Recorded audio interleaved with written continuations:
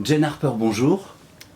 Bonjour. Un grand merci d'avoir accepté l'invitation de la Fringale Culturelle. C'est un plaisir de vous rencontrer.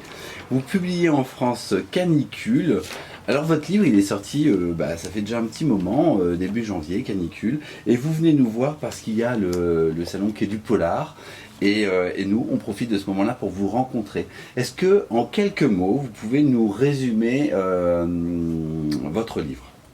The book is a mystery set in Australia in a drought-stricken community where a farming family is found dead, and the book sees an investigator come back to his hometown and get drawn into the events surrounding the deaths, and also a mystery from 20 years earlier, and the two mysteries interact in the book.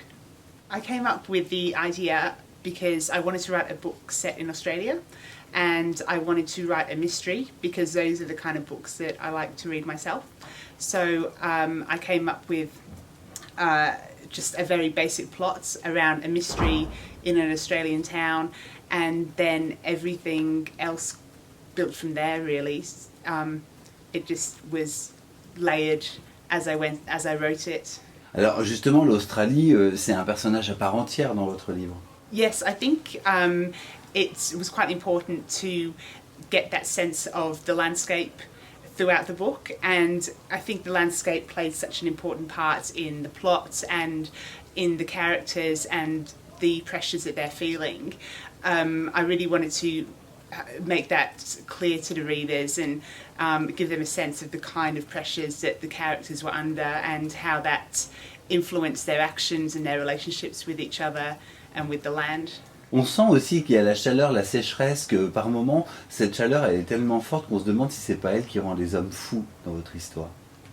Yes, I think a lot of the action and a lot of the ways they react to each other and to events around them is very much driven by the heat and by the pressure that's exerting on their livelihoods. And I think a lot of that is the case in a lot of farming communities in Australia, because the farmers are so dependent on the weather and they're so reliant on good weather for their livelihoods and for their whole communities. That's a very common theme, I think, in Australia. And I think it's something that's so out of their control that's quite a difficult thing for people to deal with a lot of the time. Vos personnages, Aaron Falk revient 20 ans après. Je voudrais que vous me parliez de ce personnage masculin. Et moi, ce qui m'a étonné quand même dans votre écriture, c'est justement que vous êtes une femme et c'est très masculin comme écriture. Yeah, I didn't really worry too much about that. I think for the plot, I needed him to be a male character and to come back and I guess have this friendship with this other man who has died, and so I thought a